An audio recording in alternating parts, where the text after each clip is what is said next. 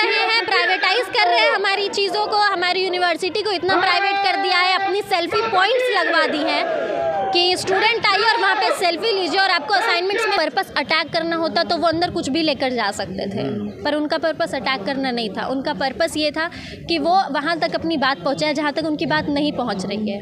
वो यहाँ पे जंतर मंतर पे बैठकर चीखेंगे चिल्लाएंगे, पर आवाज़ नहीं पहुँच रही है। क्यों? क्योंकि यहाँ पे कोई आ ही नहीं रहा है। संसद भवन में जाके चिल्लाएंगे। वो एक्ट जो था वो बिल्कुल गलत था, वो नहीं करना चाहिए।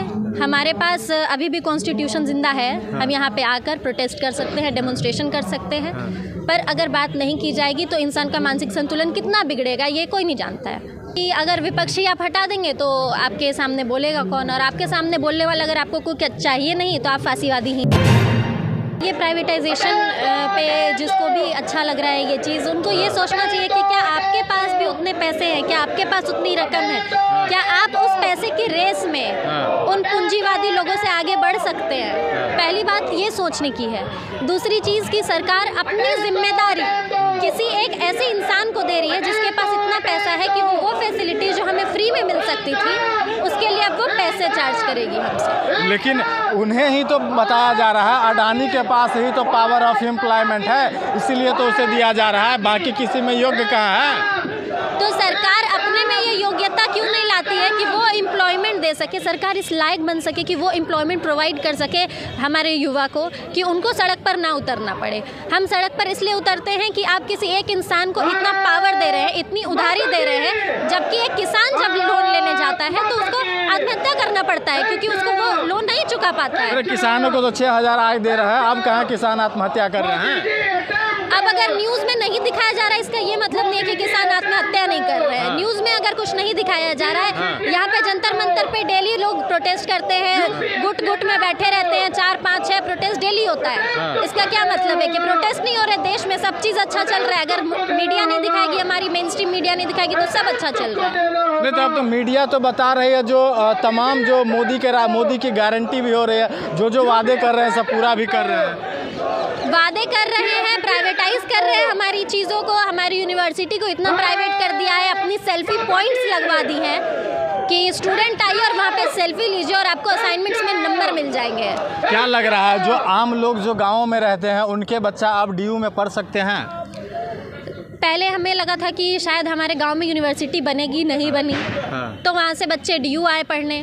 दिल्ली यूनिवर्सिटी इतना रिनाउंड है, वर्ल्ड वाइड फेमस है, जिसका हालत शायद हमारे गांव की यूनिवर्सिटी से ज़्यादा ख़राब होने वाला है। वहाँ के DU की है जी, क्योंकि हमारे जो प्रोफेसर्स थे, जो एडहॉक पे प्रोफेसर जो 15-20 साल से पढ़ा रहे थे, जो हमारे डिपार्टमेंट्स को इंडिया के बेस्ट डिपार्टमेंट्स में, जैसे कि रामजस कॉलेज हो गया, टॉप कॉलेज है, उसका हिस्ट्री डिपार्टमेंट ले लीजिए, इंग्लिश डिपार्टमेंट ले लीजिए, वो बेस्ट कॉलेजेस थे, बेस्ट डिपार्टमेंट्स थे इंडिया के।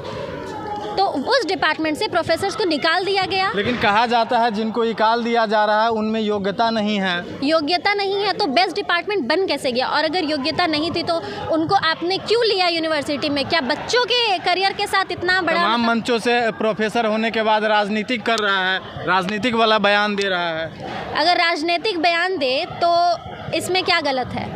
क्या ये हमारा बीजेपी को गलत लग रही है ना? तो बीजेपी को गलत लगने से हमारा कॉन्स्टिट्यूशन बदल नहीं जाता है। हमारे कॉन्स्टिट्यूशन में जो चल रहा है उसी हिसाब से लोग काम कर रहे हैं। डॉक्टर रितु के बाद लक्ष्मण यादव को जो निकाला गया है, कह रहे हैं कि राजनीति कर रहे थे। डॉक्टर रितु को जो निकाला गया है वो तो केस क्लियरली लिख दिया गया है कि जो उनकी प्रिंसिपल थी सविता रॉय, डॉक्टर सविता रॉय, उन्होंने उनको कास्टिस्ट बातें बोली, उनके ऊपर केस किया गया, ST/SC एक्ट लगा, उसके बाद वो वहाँ पे साबित हुआ कि वो गलत हैं। कौन गलत है? डॉक्टर सविता रॉय, पर उनको अरेस्ट नहीं किया गया, उनको DU VC निकाल भी नहीं रहे। हाँ। अच्छा, क्या मसला हो सकता है? नहीं निकालने का क्या मसला हो सकता है?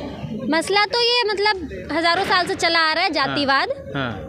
जातिवाद मसला है जी, जातिवाद मसला है। फिर रितु सिंह एक बहुत ही अच्छी प्रोफेसर थी। लक्ष्मण यादव को क्यों निकाला गया? राजनीति कर रहे थे वो मंच पर। लक्ष्मण यादव को इसलिए निकाला गया क्योंकि वो सरकार के हित में नहीं बोल रहे थे, वो एंटी गवर्नमेंट बोल रहे थे। पर एंटी गवर्नमेंट होना एंटी नेशनल नहीं होता है। क्या लोगों को अब सरकार के हित में बोलना पड़ेगा? डेमोक्रेसी हमें ये देती है? डेमोक्रेसी तो हमें ये नहीं देती है, पर शायद अब डेमोक्रेसी ही नहीं रहेगी हमारे साथ। क्या भारत में अब डेमोक्रेसी जिंदा नहीं रहेगी? जिस तरीके से चल रहा है उसके लिए हम जैसे साथियों को इकट्ठा होना पड़ेगा, अपने हक के लिए लड़ना पड़ेगा, तो हम डेमोक्रेसी रख सकते हैं अपने पास, नहीं तो ये सरकार तो हमें ये ऑफ़र नहीं कर रही है। अच्छा, पार्लियामेंट में जो हुआ है, लेटेस्ट में जो मामला आया है, उस पर आपकी क्या राय है? तमाम लोग जो पार्लियामेंट के अंदर घुस गए हैं, स्मॉक अटैक हुआ है। देखिए, अगर उनका अगर पर्पस अटैक करना होता तो वो अंदर कुछ भी लेकर जा सकते थे, पर उनका पर्पस अटैक करना नहीं था। उनका पर्पस ये था कि वो वहाँ तक अपनी बात पहुँचाए जहाँ तक उनकी बात नहीं पहुँच रही है। वो यहाँ पे जंतर मंतर पे बैठकर चीखेंगे, चिल्लाएंगे, पर आवाज़ नहीं पहुँच रही है। क्यों? क्योंकि यहाँ पे कोई आ ही नहीं रहा है। संसद भवन में जाके चिल्लाएंगे। वो एक्ट जो था वो बिल्कुल गलत था, वो नहीं करना चाहिए। हमारे पास अभी भी कॉन्स्टिट्यूशन जिंदा है। हम यहाँ पे आकर प्रोटेस्ट कर सकते हैं, डेमोन्स्ट्रेशन कर सकते हैं, पर अगर बात नहीं की जाएगी तो इंसान का मानसिक संतुलन कितना बिगड़ेगा ये कोई नहीं जानता है। तो शायद उनका मानसिक स्थिति ठीक ना हो या जो भी हो, आई विल नॉट डिफेंड देम, क्योंकि वो एक्ट गलत है, चाहे वो किसी भी मेंटल स्टेट में किया जाए। क्या जिस तरह से तमाम सांसदों को निलंबित किया जा रहा है, लगातार विपक्ष की जो भी बात करना चाहता है उसको सस्पेंड कर दिया जाता है, उस पर क्या कहना है? ये तो देखिए फांसीवादी दिखाता है कि अगर विपक्षी आप हटा देंगे तो आपके सामने बोलेगा कौन, और आपके सामने बोलने वाला अगर आपको कुछ चाहिए नहीं तो आप फांसीवादी ही हैं। क्या डीयू में आरएसएस का भी संगठन लगता है क्या? बिल्कुल, वहाँ शाखा चलती है, आर्ट्स फैकल्टी पे बीचों बीच यूनिवर्सिटी के शाखा चलती है आरएसएस की। ये होना चाहिए? बिल्कुल नहीं होना चाहिए। क्यों ऐसे संगठन को क्यों स्पेस दिया जा रहा है? हमारे एजुकेशनल इंस्टीट्यूशन में जहाँ पे हम पढ़ने के लिए जाते हैं वहाँ पे ऐसे लोगों को क्यों आने दिया जा रहा है जो यूनिवर्सिटी का हिस्सा नहीं है?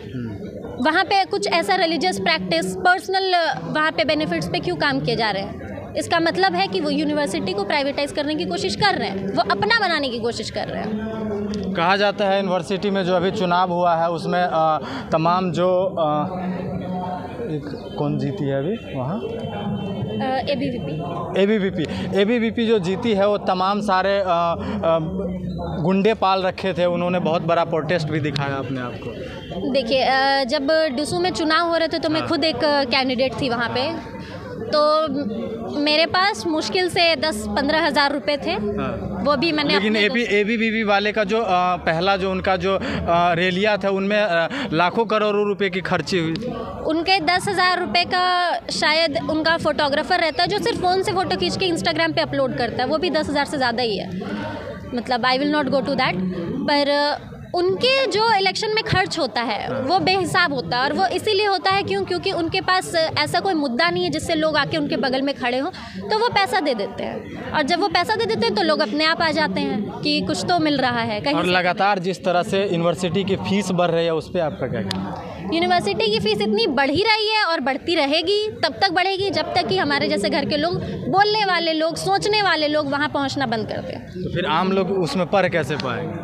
आम लोग उसमें नहीं पढ़ पाएंगे। आम लोग मजदूरी करेंगे, अडानी अंबानी के फैक्ट्रीज़ में हम मजदूरी करेंगे, और उस वक्त लोगों को ये समझ में आ जाएगा कि ये जो एम्प्लॉयमेंट का हम सपना देख रहे थे ये वो एम्प्लॉयमेंट नहीं है। आरएसएस के शाखा में नहीं जाइएगा?